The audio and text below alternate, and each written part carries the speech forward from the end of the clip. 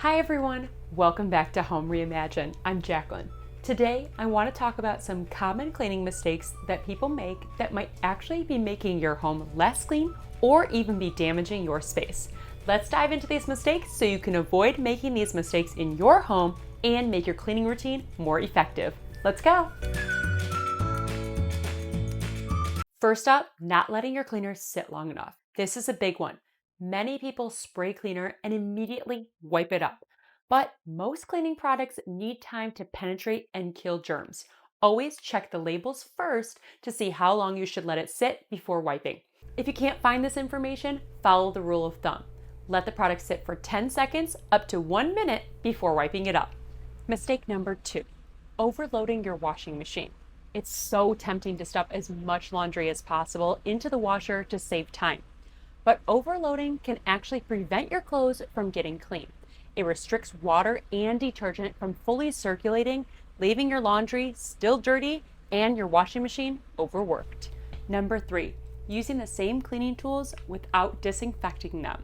If you're using the same sponge or brush to clean everything without sanitizing in between, you're just spreading bacteria around. Be sure to clean or replace your tools regularly as well. I like to purchase different colored cleaning tools so that cross-contamination is never an issue for me. This way I keep one color per room and it keeps everything sanitary. And when I'm done, I soak my scrubbers in a disinfectant to remove any kind of built-up germs. Mistake number 4, using too much cleaner or too much water in your bucket on your floors. More isn't always better.